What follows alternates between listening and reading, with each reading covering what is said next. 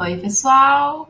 Estamos de volta aqui com o nosso curso Artes no Cotidiano, depois de um certo período de férias, né, que todo mundo merece. E, bom, hoje nós vamos dar continuidade com a nossa aula 2. Lembrando que esse curso é um curso com 4 aulas. Se você não assistiu a primeira, que se chama Será que uma arte é melhor que a outra? Eu sugiro que você volte aqui no nosso canal para a aula 1, assista, onde eu faço uma apresentação do que é esse curso Artes do Cotidiano. Demos nossa aula 1 e aí vai te ajudar agora nessa sequência que é o Arte na Esquina. Aqui eu vou comentar também algumas coisas que a gente falou na aula passada, por isso que é muito importante que você assista. E se você é novo aqui neste canal, já vou pedir o seu like nesse vídeo para você se inscrever para não perder nenhuma das nossas aulas. Bom, a nossa aula de hoje está muito recheada de coisas muito legais, de questões para a gente refletir. E bora lá. Bem, na aula passada a gente falou um pouquinho sobre será que existe uma arte que é melhor que a outra? Será que tem alguma arte que tem um valor maior que outro e tal? E a gente conversou um pouquinho, né? Refletiu um pouco de onde é que será que vem essa ideia, essa noção de que uma cultura é melhor que a outra e tal. Não vou dar muito spoiler para quem não assistiu poder voltar lá. Mas hoje a gente vai falar de arte na esquina. Qual que é a ideia da gente pensar arte na esquina? Pensar arte na esquina é a ideia de pensar uma arte que está próxima de nós, né? Que não só está nos grandes teatros ou nas galerias e tudo, mas uma arte que está perto da gente. E será que a gente consegue reconhecer essa arte? Será que a gente entende o valor dessa arte? Será que a gente aprecia da mesma forma que a gente aprecia outros tipos de manifestações artísticas? É isso que a gente vai discutir aqui hoje. Então, bora lá! Bom, para começar, para a gente poder falar de arte na esquina, arte na rua, arte em espaços não formais ou qualquer coisa do tipo, a gente precisa primeiro entender o que seria uma arte institucional ou a arte numa instituição. Então a gente vai começar bem do zero, né, tintim por tintim, para a gente entender o que vem por aí. Primeira coisa de tudo, o que é uma instituição? Uma instituição nada mais é que um lugar que foi projetado, arquitetado, pensado para oferecer um serviço ou uma experiência. E aí aqui a gente tem dois exemplos, né? Primeiro é a instituição hospitalar, que oferece serviços de cuidado da saúde, né? Cirurgia, medicamento, que é um hospital.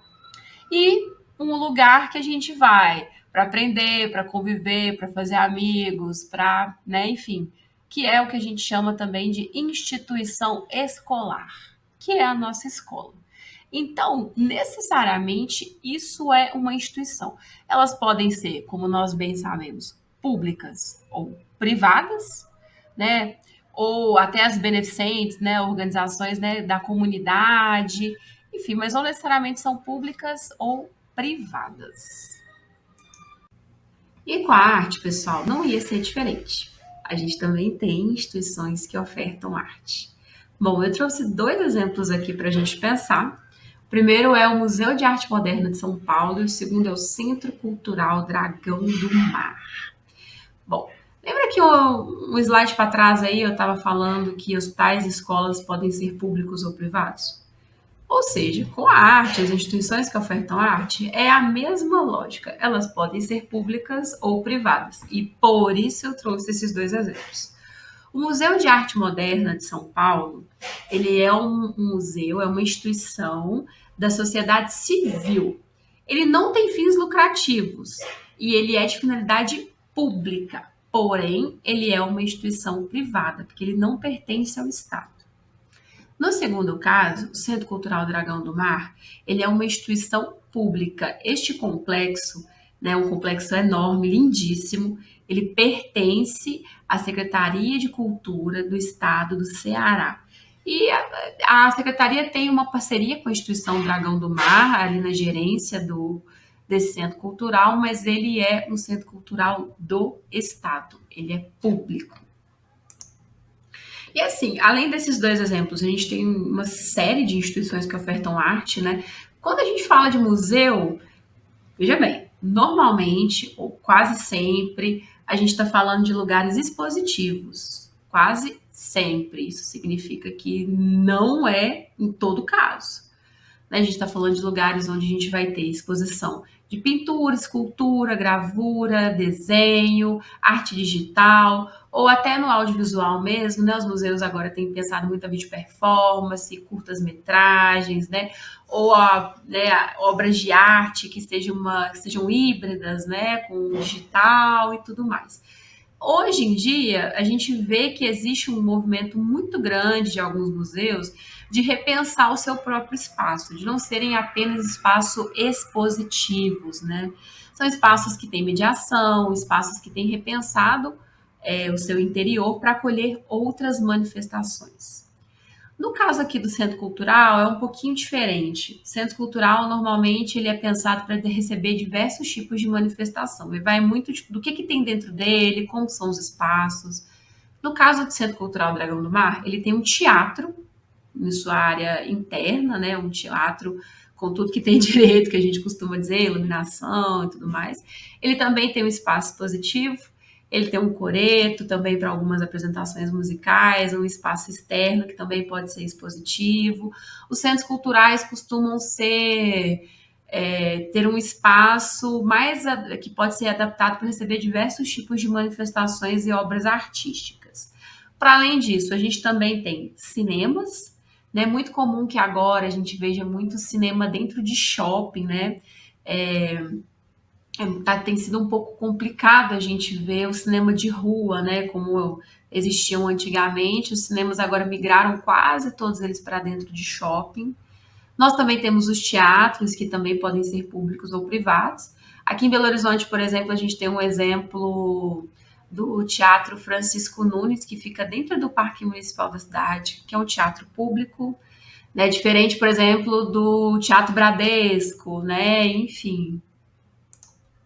Mas, enfim, são inúmeras as instituições que ofertam necessariamente arte, mediação cultural, experiências educativas dentro da arte, cursos artísticos, residências artísticas, são muitas.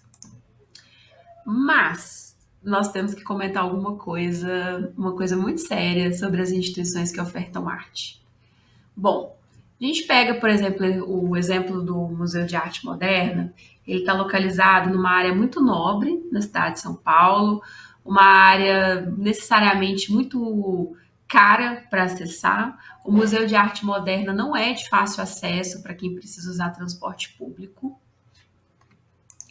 E isso acaba dificultando que públicos que estão em outros lugares que não é essa área mais central, ou que não tem carro, consigam acessar o museu. E a gente está falando de uma questão de desigualdade financeira, que existem muitas outras desigualdades aí, mas a gente tem, por exemplo, pessoas que não se sentem confortáveis em ir nesses lugares, pessoas que são perseguidas por não estarem no que a gente chama, né, de código de vestimenta. Tipo, você não pode entrar no museu de chinelo, que isso vai ser feio. Isso é o que se costuma dizer, tá? Eu acho que todo mundo pode ir no museu do jeito que quiser e do jeito que se sentir confortável. Mas existe muito isso, né? As pessoas não se sentem confortáveis para acessar esses prédios, que normalmente são prédios luxuosos, prédios muito iluminados. A própria instituição muitas vezes não está preparada para receber outros tipos de público. Bem, e além disso, essa é uma questão, né? De um tempo para cá, nós temos, né, tanto em âmbito público, pensado muito as políticas que a gente chama de políticas de democratização de acesso. Essas políticas, elas vão traçar estratégias para que as pessoas possam frequentar esses espaços, e principalmente os espaços públicos, que são pagos com impostos, que são para todas as pessoas. E além da gente pensar a questão da democratização do acesso, que é muito importante, uma outra pauta tem sido muito presente no mundo das artes. A gente pensar a descentralização. E o que é pensar a descentralização? Um pouco do que a gente vai falar nessa aula aqui hoje. A gente pensar que a arte pode estar em todos os espaços, inclusive nos espaços periféricos, para que todas as pessoas possam acessá-la, né? Que essa arte que está no espaço periférico, que não está no museu, ou essa arte que está na rua, ela é tão válida, tão valorosa, né, para a fruição, para a construção da cidadania, quanto a arte que está no museu. E essa é a ideia que a gente tem aqui hoje, a gente poder pensar um pouco de arte na esquina, né? A gente poder valorizar e pensar também que é arte essas coisas que estão fora das instituições artísticas, né? Das instituições que ofertam arte. Então, um exemplo aqui que eu trouxe, essa é uma praça, aqui eu trouxe do Maps para a gente entender melhor. Essa é uma praça aqui de Belo Horizonte, a Praça da Liberdade. Ela é bem famosa, bem conhecida, é um ponto turístico. E por que ela é muito conhecida? Né? Ela tem um complexo cultural que é composto por diversos museus, dentre eles o Centro Cultural do Banco do Brasil, o Espaço de Conhecimento da UFMG, o Museu de Minas e Metal, enfim, entre todas essas instituições. Mas qual que é a ideia? A gente pensar que a gente pode fazer arte aí, a gente pode consumir arte aí, né? Fruir, conhecer coisas, mas em diversos outros lugares a gente também pode ter arte. E um movimento muito interessante que a gente tem visto são artistas, né, principalmente músicos, se instalando ali na praça e tocando violino na praça, tocando sanfona na praça, e isso é muito legal. E aí é muito curioso quando a gente percebe que as pessoas ignoram essas pessoas, esses artistas de rua, né? Geralmente elas estão ali, elas entram ali no CCBB para ver uma exposição, para assistir um espetáculo e tal, mas elas ignoram esses artistas que estão na rua, né? Como se eles fossem, eles não fossem dignos da atenção, da apreciação dessa pessoa. Bom, falando agora um pouquinho do lado do artista, você deve estar se perguntando, mas por que o povo quer fazer arte na esquina, arte na rua? Bom, a gente pode falar de duas grandes questões que levam as pessoas a saírem ou não procurarem ou não querer expor ou apresentar o seu trabalho numa instituição artística.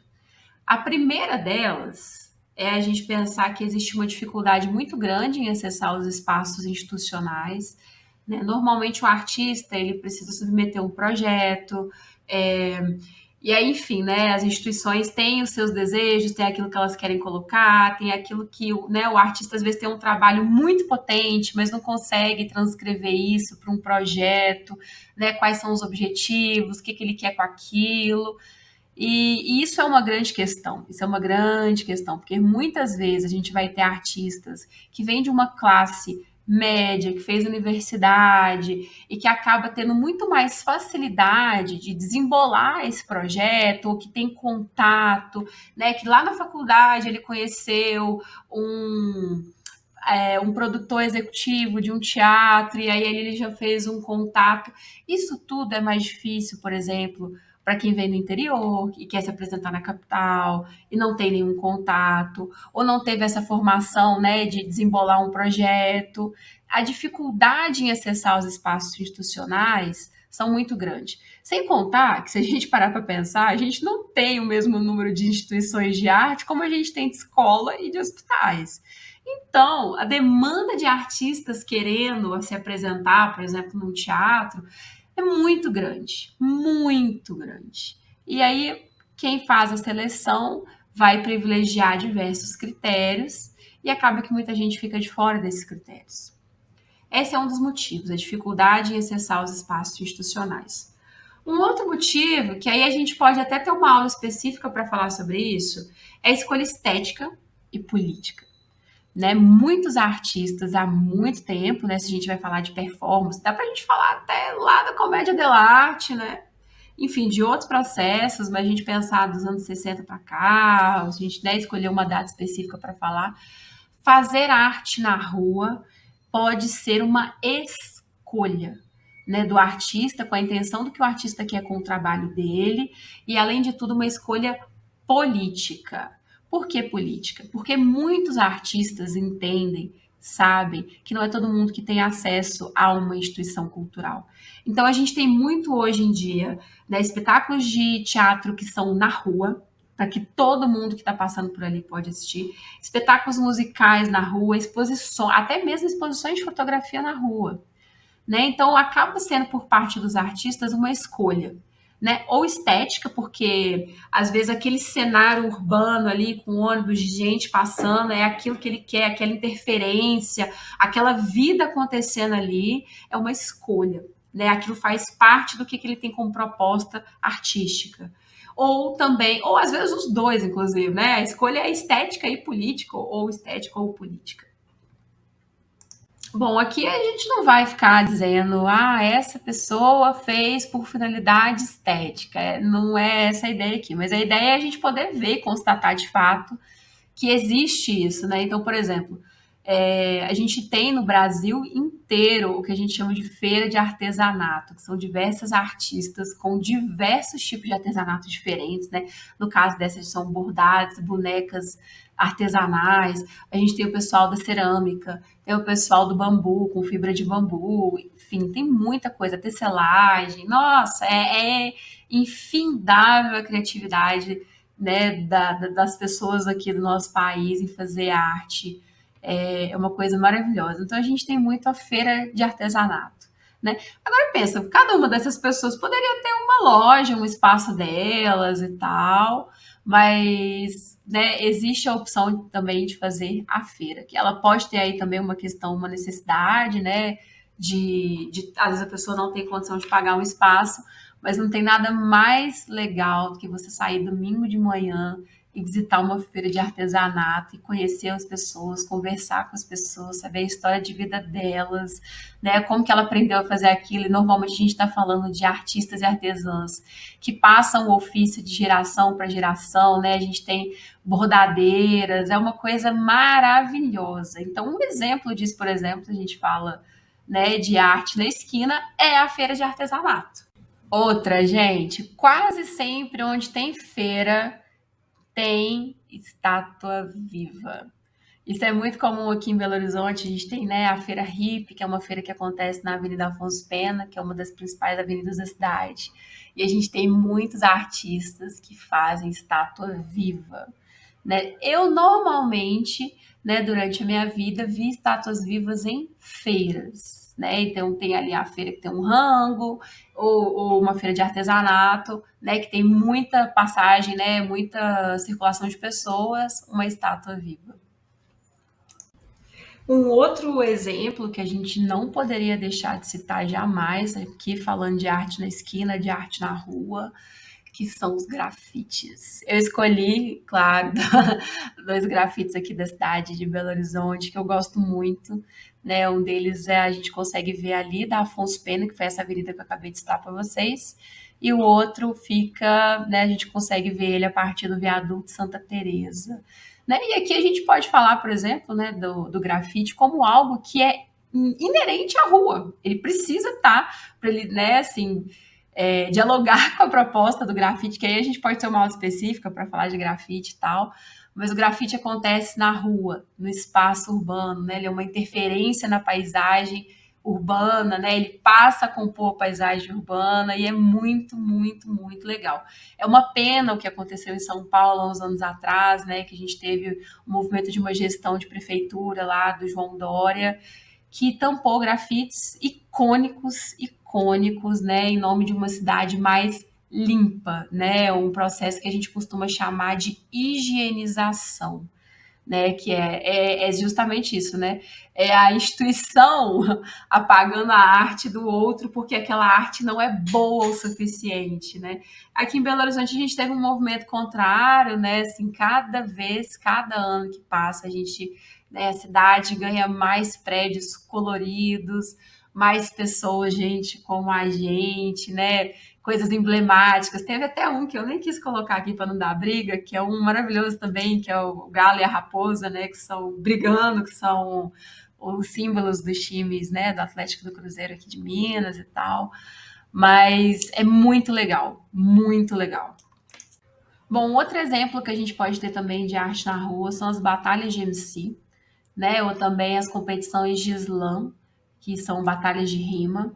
Elas acontecem na rua, né, em alguns espaços específicos, né? Em São Paulo tem slam que acontece na Praça Roosevelt, né, na Escadaria Roosevelt. Essa aqui é uma batalha de MC que acontece debaixo do viaduto Santa Teresa de Belo Horizonte. Lembra no slide anterior que a gente viu aquele grafite, viu o viaduto? Pois é, essa batalha acontece embaixo desse viaduto.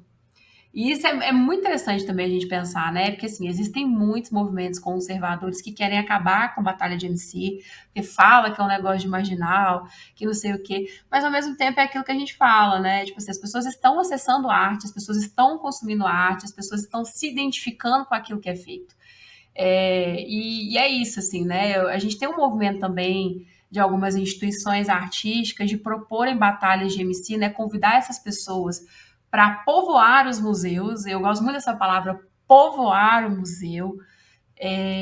Com essa atividade, porque não adianta nada a gente falar só sobre democratização de acesso nos museus, nos teatros, só que quando a gente vai assistir ou vai apreciar, a gente não se sente identificado, sabe? Então, assim, é interessante a gente pensar na batalha como nesse lugar também, né? Dentro da instituição, mas sempre mantendo na rua, onde todo mundo pode acessar também. Bom, voltei aqui com essa pergunta muito parecida com a pergunta da aula passada, né? Qual arte tem mais valor? Pensando um pouco nessas coisas que eu disse, né? Tipo, por que as pessoas têm tanta dificuldade de frequentar uma arte que está na rua ou valorizar uma arte que está na rua, mas bate palma, aplaude, chama todo mundo para ir numa exposição do museu. Bom, dentro da minha visão e da minha formação enquanto professora de arte, vocês já sabem, porque vocês viram o vídeo anterior. São artes diferentes, mas que possuem valor estético, que podem proporcionar, né, fruição para nós, enfim, reflexão. A arte não é só aquilo que é lindo, maravilhoso para a gente, ai, que coisa linda, mas também é algo que incomoda, algo que faz a gente refletir sobre alguma questão específica, enfim. Mas eu trouxe novamente essa pergunta aqui para a gente dar uma aprofundada numa questão que na aula passada a gente não fez, né? Que não era o objetivo.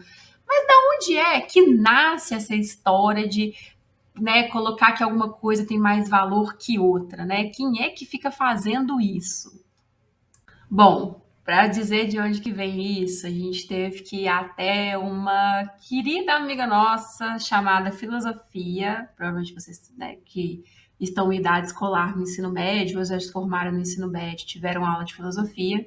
E um dos estudos da filosofia são os estudos da estética. E aí, galera, muita atenção agora. Pra vocês terem noção, existem cursos longos de estética, disciplinas de horas e horas de estética na faculdade. Então, o que a gente vai fazer aqui é um resumaço para que a gente possa dar sentido para toda essa discussão que a gente está tendo aqui sobre arte na esquina. Tá? A estética não é só isso, existem diversos filósofos que pensam a estética desde a Grécia, e, né, que pensa essa questão de belo e feio, e onde que isso entra em declínio. Isso entra em declínio, tá? Embora muitos artistas, produtores, professores mantenham uma noção, né, que a gente pode chamar de conservadora dessa noção de belo e feio, mas isso entra em declínio nos movimentos artísticos, tá? Muito, muito sério que eu tô falando aqui hoje, porque às vezes a gente faz esses resumos para dar sentido numa discussão, e o aluno sai achando que é isso, estética é isso, belo é isso e feio é isso. E não, tá? Nas descrições eu vou deixar um livro muito legal que eu li durante o período, que chama A História da Feiura, é um livro do Humberto Eco. E, enfim, né, vocês podem jogar aí no Google, no Instagram, vai ter uma série de gente muito legal falando sobre belo, feio, né? Quem são os privilegiados e quem são as pessoas que sofrem com esses conceitos e tudo mais. Fechou? Fechou! Então, como eu estava dizendo para vocês, a estética é né, uma área na filosofia que vai estudar, né, um ramo da filosofia que vai se ocupar dessas questões ligadas à arte, né? O belo, o feio, o gosto, né? A gente pode ter depois uma aula, se vocês acharem legal, para a gente falar por que a gente gosta de uma coisa e não de outra, né? Enfim, é um ramo que vai se ocupar dessas reflexões. A estética necessariamente vai estudar racionalmente, né, como que o belo e o feio e os sentimentos que, né, essas duas coisas despertam nos homens ou nas pessoas, né? A gente sabe que muitos filósofos aí se resumem aos seres humanos como homens, mas a gente sabe que a gente está falando das pessoas do mundo. Ok? Então vamos lá.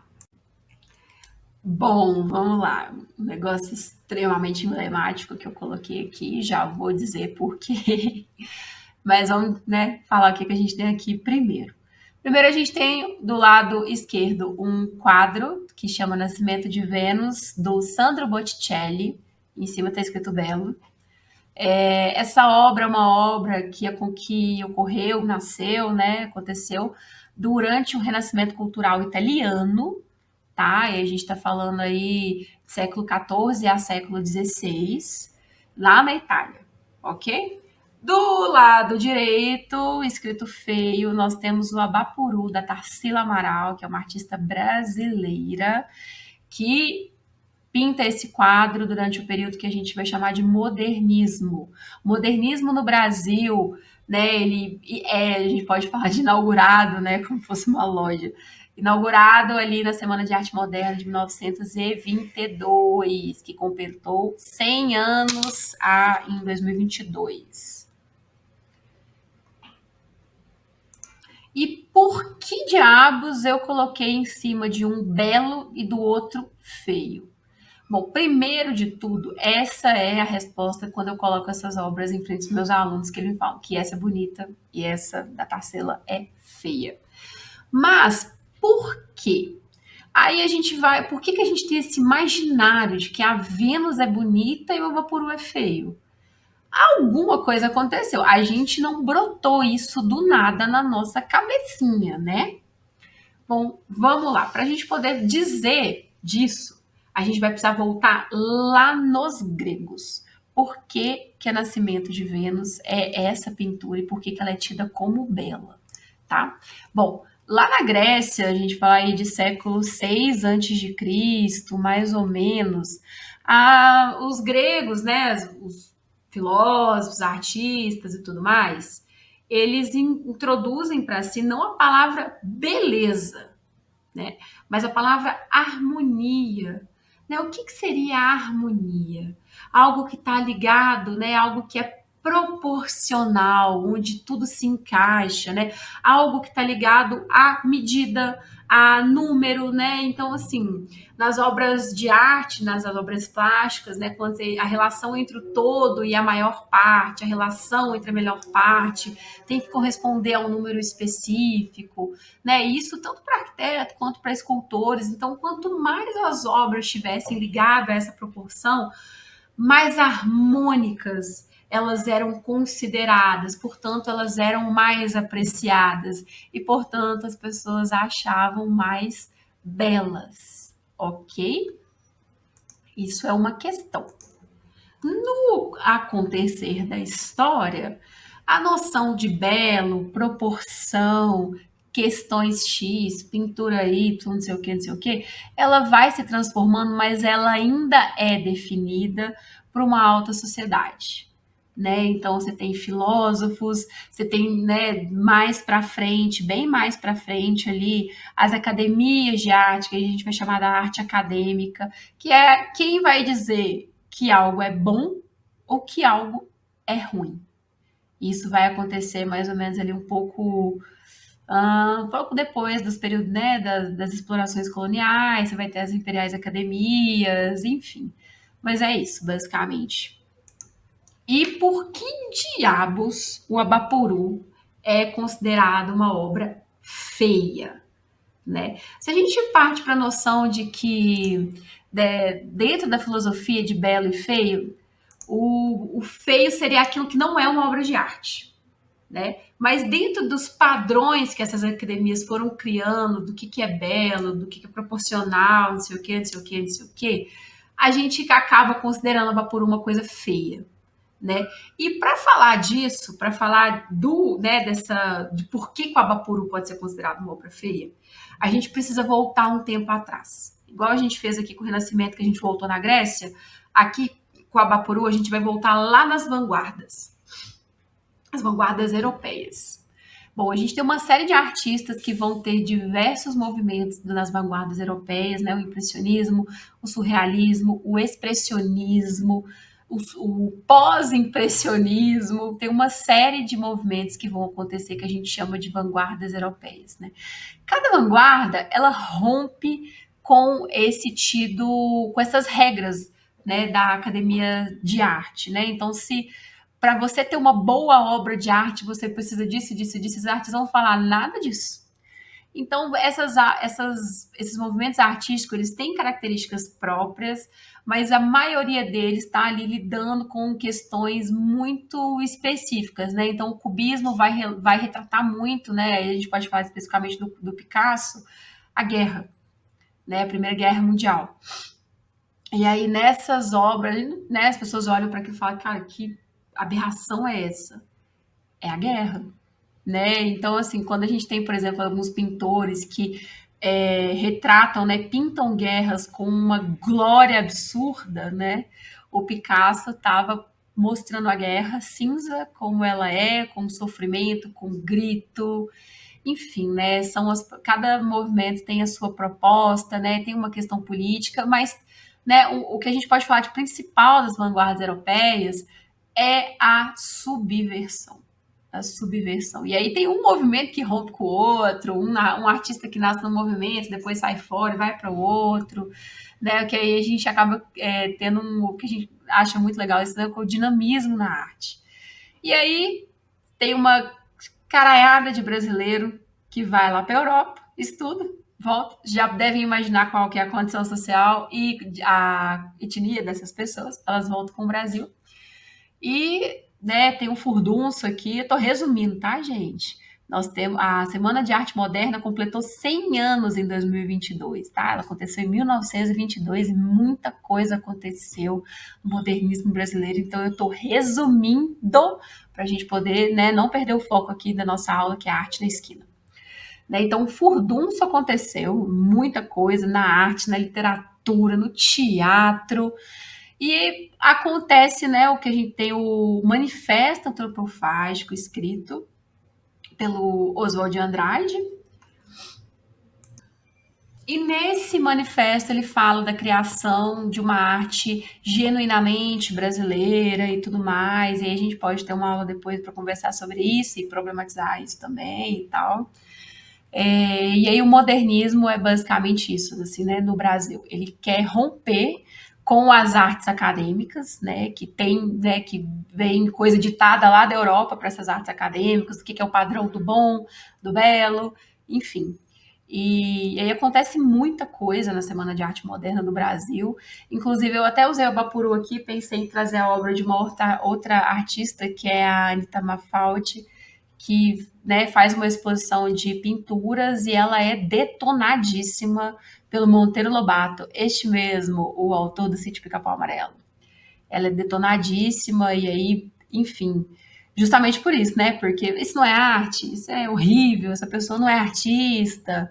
Então, de forma nenhuma, né, eu considero isso aí, né, que um é feio e outro é belo, mas é o que a gente tem de imaginário. Porque dentro, né, da nossa cultura, da nossa vivência escolar, principalmente, a gente acaba tendo essas noções que algo é bonito e algo é feio. Se a gente não faz um círculo, né, especificamente com um compasso retinho, tananã, tananã, assim, assim, é feio. Se a nossa letra não está no formato específico que o professor quer, ela é feia.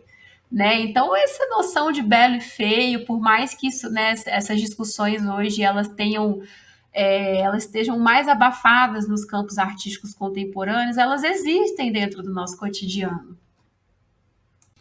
E por isso que é muito importante que nós, interessados nas artes, façamos um movimento de rizoma. O que é um rizoma?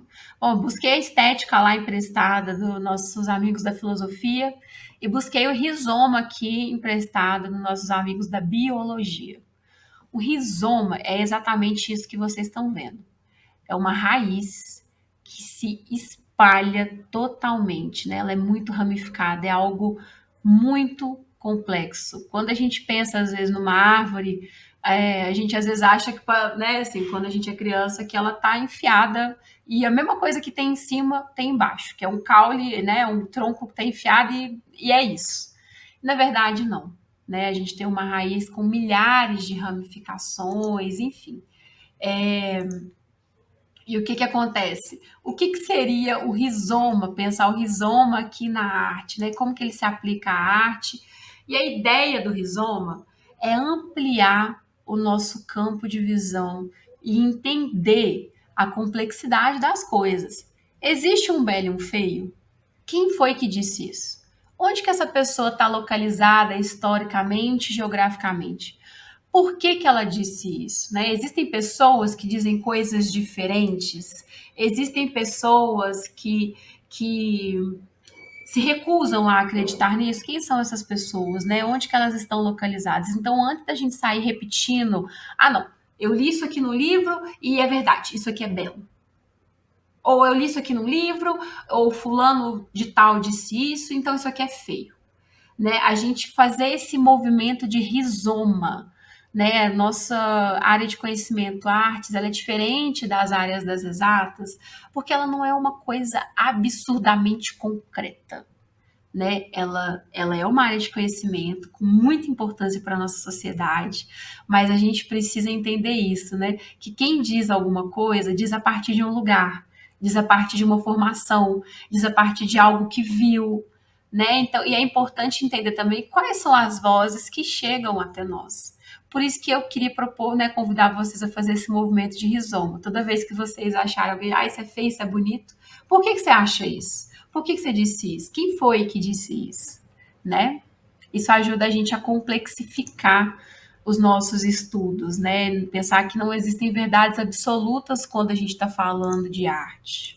Bom, nessa mesma dicotomia aí entre belo e feio, existe uma outra que é entre a arte popular e a arte erudita, né? E aí a gente precisa falar mais ou menos o que é uma coisa e o que é outra. A arte popular é uma manifestação, né, que surge das tradições culturais, de expressões criativas de pessoas que às vezes nunca frequentaram uma universidade ou fizeram um curso de arte. Porque você não precisa fazer um curso de arte para ser artista, né? Então ela está enraizada numa cultura e muitas vezes né, ela sobrevive através do movimento que é de geração em geração. Ela é transmitida pela oralidade, pela manualidade, pela corporeidade de uma geração para outra. Isso é um movimento que a gente chama, inclusive, de tradição.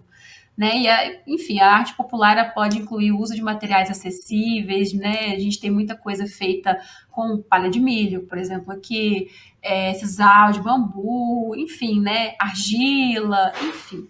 Né? E as obras de arte popular, elas costumam refletir, né, a vida cotidiana, crenças religiosas, valores culturais e tudo mais. Isso é o que a gente pode minimamente dizer o que é a arte popular, né? Por outro lado, a arte clássica ou acadêmica ou erudita, ela é caracterizada necessariamente pela sua associação com as instituições, né? Como academias de arte, galerias, museus. Quase sempre ela é produzida por artistas que receberam uma educação formal em arte, né? E frequentemente ela acaba sendo influenciada pelos movimentos artísticos e pela tradição ocidental. Né? Então a gente pode pensar, por exemplo, né, o Leonardo da Vinci, o Michelangelo, o escultor, enfim, o Beethoven, o Mozart, são exemplos bem que a gente pensa quando a gente fala de arte erudita, né? Enfim.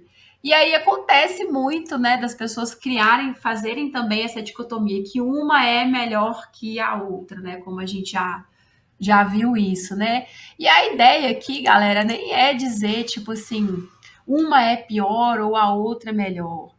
Mas a gente, mais uma vez, é aquilo que eu falei sobre a praça, né? As pessoas vão ao CCBB ver arte e ignoram o artista que está na rua. Enfim, é a gente refletir mesmo sobre por que isso acontece, por que a gente valoriza por que a gente entende que uma coisa é mais complexa, mais sofisticada que outra, né? E é um movimento só para refletir por enquanto. Alerta vermelho para explicar uma coisa aqui, ó. Arte popular é diferente de cultura de massa, tá bom? Às vezes a gente pode achar até essas palavras parecidas ou juntas em algum contexto, mas já fica ligado que é totalmente diferente, fechou? Primeira coisa que eu vou falar para vocês, como eu disse anteriormente, a arte popular é uma arte feita por pessoas, pelo povo, para o povo. Cultura de massa é outra parada. Geralmente a gente vai ver a palavra cultura de massa e indústria cultural juntas. Aí sim faz sentido. Arte popular, não. Arte do povo, pelo povo, para o povo é outra coisa. E aí a gente vai falar sobre isso. Vamos ter que convidar dois brothers para falar sobre isso. Bom, a primeira pessoa que eu chamo para pra essa conversa aqui é o Adorno. E aí a gente vai entender o que é cultura de massa a partir dele, assim, né? Novamente falando para vocês, né? Cultura popular, respectivamente, é produzida, por isso que a gente falou, né? Pelas classes populares, pelo povo, a erudita, elite, e a cultura de massa é produzida para as massas, né? Para as pessoas, e não por elas, né? E aí a gente pode ter muitas coisas: filme, música, seriado de televisão, desenho animado, moda, gastronomia, né? E aí a gente tem os difusores disso, rádio, televisão, jornais. Agora a gente pode pensar um pouco na internet e tudo mais. Mas para falar de cultura de massa, a gente precisa falar de uma outra coisa, que é uma coisa chamada indústria cultural, né? Esses dois conceitos, indústria cultural e cultura de massa, foram cunhados, né, pelo Adorno e pelo Benjamin, ali na escola de Frankfurt, na Alemanha. E aí, o que eles entendem disso, né? Que a cultura de massa, ela é produzida pela indústria cultural, né? Um conjunto de grandes empresas que pertencem a uma classe dominante que tem esse objetivo aí de produzir cultura, né? E aí, o que seria isso, basicamente, né? A cultura de, né? Qual que é a diferença da cultura popular e da cultura de massa? Na cultura popular, que é o contrário, inclusive, da erudita, que a gente não vai falar muito aqui agora, é aquela que nasce a partir do povo, de seu modo natural, né? São manifestações que expressam a identidade cultural de uma comunidade específica. A cultura de massa, ela pode até utilizar esses elementos que são da cultura popular e até da erudita também, mas elas vão banalizar isso e ignorar os conteúdos de origem. Elas vão pegar uma coisa ou outra que pode ficar muito famosa para gerar muito dinheiro, né? Um apelo absurdo. Então, a indústria cultural, ela valoriza apenas aquilo que é do gosto das massas, que tem um potencial lucrativo, né? Marginalizando outras manifestações culturais legítimas, né, da cultura popular. E aí muita gente confunde cultura popular e cultura de massa, mas é totalmente distinto. E aí, se a gente vai aprofundar um pouquinho mais lá naquela ideia do rizoma, a indústria cultural e a cultura de massa, elas vão servir muito para o capitalismo. E dentro de tudo isso que a gente falou, né, de padrões, desde a aula passada, que a gente está falando de padrões, de quem dita o que é bom, o que é ruim, o que é bonito, o que não é, o que é legal, o que não é. Se tem alguém que é responsável por isso tudo, é a indústria cultural. Né? E por que a gente está falando de capitalismo aqui? Porque essa indústria, ela quer gerar dinheiro, ela só pega aquilo para ela quando é um potencial absurdamente lucrativo. E é uma coisa que a gente vê muito hoje, por exemplo, no Brasil, com a música sertaneja. Né? A música sertaneja, ela tem uma origem. Né? A gente vê essa origem hoje nos palcos com esses cantores e cantoras sertanejas que a gente tem hoje. Né, a cultura sertaneja de resistência, né, né, enfim, né, a gente quase não vê isso, na verdade, né, essa cultura pensada a roça, a zona rural, ruralização, enfim, a gente não vê isso. Enfim, e é isso que eu estou dizendo. A cultura de massa, ela vai se apropriar de um elemento ou outro, vai ignorar o resto e vai vender aquilo que pode cair no gosto do povo, né? De certa forma, a gente pode dizer sim que a indústria cultural, de certa forma não, a gente pode sim dizer que a indústria cultural, ela corrobora com o colonialismo, que a gente também falou na aula passada, né? Que é continuamente dizer que essa cultura que vem de fora, essa cultura branca, é melhor que as outras culturas, e aí essas outras culturas vão sendo colocadas, né? Como cultura de gente pobre, como cultura de bandido. A gente vê muito isso. E quem diz isso? Quem é o jornalista na televisão que diz isso? Ou quem é a pessoa do rádio que diz isso? Né? Então, isso é tudo parte de um projeto, né? Se a gente vai ampliando, a gente vai entendendo que isso tudo faz parte de um projeto. Que vender esse tipo de produto artístico faz parte de um projeto. E aí eu queria fechar isso com outro camarada que a gente convidou para essa roda também. Essa pessoa é o Antônio Bispo dos Santos, também conhecido como Nego Bispo, como Mestre Nego Bispo, né, que é um escritor quilombola, uma pessoa da roça. E o Nego Bispo vai falar uma coisa muito interessante para a gente, que é o seguinte: quando nós falamos tagarelando, escrevemos mal ortografado. Quando nós cantamos desafinando e dançamos descompassado. Quando nós pintamos borrando e desenhamos enviesado, não é porque estamos errando, é porque não fomos colonizados. Isso é muito interessante para a gente pensar essa noção de belo e feio, ou essa noção, né, que a indústria cultural coloca como algo bom e algo ruim, porque é alguém que está ditando isso com algum princípio específico, né, de desvalorizar a cultura popular, a cultura que vem da roça, e que sim, é uma cultura subversiva, uma cultura de resistência.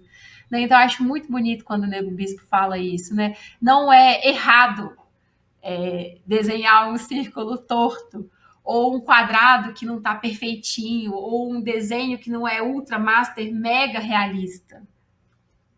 Tá tudo certo com isso, né? Principalmente porque a gente está aprendendo e existem muitas formas de desenhar, de cantar, de dançar, de fazer teatro, de fotografar, né? Mas é muito importante a gente se perguntar, né? Da onde que vem tudo isso? Da onde que vem isso que diz que o que eu faço não presta, que o meu trabalho é ruim, que eu não tenho técnica, né? Às vezes eu estou usando uma outra técnica que essa pessoa nem conhece. Né? Então, isso que é importante da gente, quando a gente pensa a arte na esquina, é pensar que essa arte que não está dentro da instituição, ela tem tanto valor, ela é tão importante quanto essa que está. E é muito importante que a gente reconheça isso, que a gente reconheça os artistas que estão próximos da gente. Muitas vezes a gente passa despercebido, não é mesmo? Bom, depois de tudo isso que a gente disse hoje, muitas questões na cabeça para pensar, muitas pontas soltas, e por isso eu sei, vou ter que deixar muitas referências aqui para a gente falar sobre indústria cultural, sobre instituições de arte, sobre arte de rua, sobre arte na rua, muitas questões. Mas eu queria fazer um desafio aqui para você que está assistindo nossa aula hoje, que é o seguinte. Primeira coisa, feche seus olhos, escuta a minha voz, pausa o vídeo se você quiser um tempinho para pensar. Mas vamos lá. Queria que agora você pensasse em 3 artistas nacionais. Podem ser qualquer, pode ser grupo de artista, pode ser banda, pode ser cineasta, pode ser artista do teatro, pode ser pintor, nacionais. Nacionais. Significa que, sei lá, o Brasil inteiro pode conhecer essa pessoa.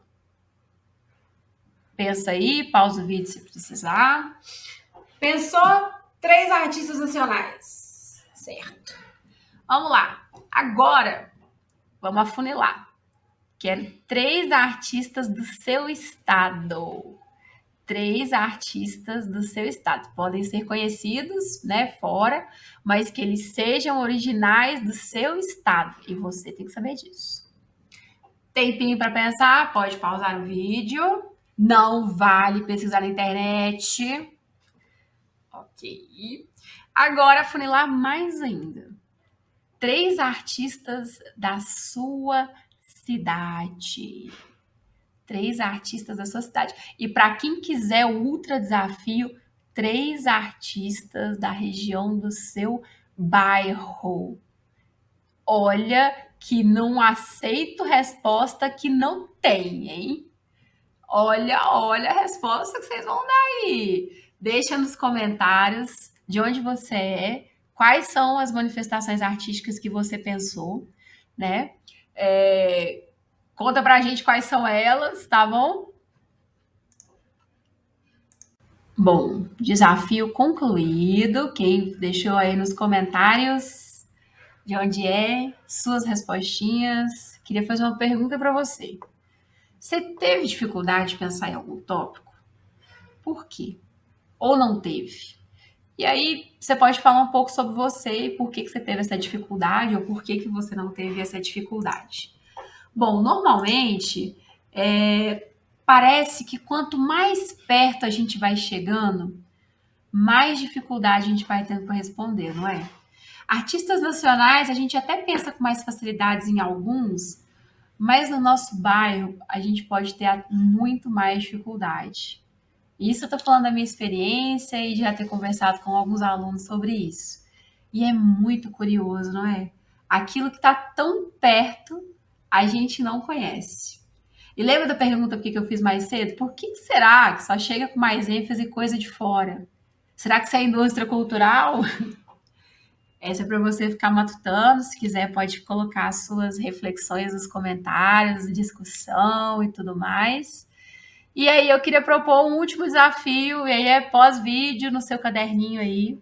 Se você não conhece nenhum artista do seu bairro, dá uma rodada por aí, conversa com alguém de padaria, de mercearia, com alguma benzedeira, algum mestre da cultura popular, ou olha no Instagram, joga seu bairro aí no Google e conta pra gente se você descobriu alguma coisa. E vale todo tipo de arte. Beleza, galera? Bom, a gente está chegando ao final de mais uma aula hoje e, como sempre, queria deixar algumas indicações de alguns artistas para vocês conhecerem. Na aula passada, a gente indicou o livro do professor Luiz Antônio Simas, Pedrinhas Miudinhas, e a rapper boliviana Aua. E na aula de hoje, eu queria indicar três artistas maravilhosas para vocês conhecerem. E a primeira delas é a Madu Machado. A Madu é palhaça, arte educadora, desenhista, tatuadora, cartunista e caricaturista. É assim que chama alguém que faz caricatura, gente? Ô, Madu, você me corrija aí se não for, tá bom? Mas a Madu hoje mora em Portugal, ela é uma artista internacional, mas o Instagram dela tá aqui para vocês conhecerem o trabalho delas e ela aceita encomendas de ilustração, desenho, enfim, variedade. Entra lá para conhecer esse trabalho maravilhoso. O segundo artista que eu queria indicar é o Matheus Cabula. O Matheus é músico, rapper, poeta e tudo que vocês pensarem. Ele é maravilhoso. Tá disponível no Spotify para vocês ouvirem o novo álbum dele, junto com o Bando Pirata. E o Matheus também é professor de física, recém-graduado na Universidade Federal de Minas Gerais, um professor incrível. Então entra na rede social dele, acompanha os conteúdos que ele produz, não perde nada, porque é muito legal. E o terceiro e último artista que eu queria indicar aqui hoje é o Rogerinho. Rogerinho é artista visual, desenhista, dono de um traço muito único, que eu particularmente sou muito fã. Queria indicar ele aqui, o Instagram dele está aí para você também conhecer. Um trabalho muito sensível, que eu sou apaixonada, de cotidianos também. Então não perde, vai lá ver. E é isso, minha gente. Finalizamos aqui mais uma aula de hoje, já dando spoiler que a nossa próxima aula a gente vai falar de artes e religiosidade. Um grande abraço para você. Se você está em período escolar, bom retorno às aulas.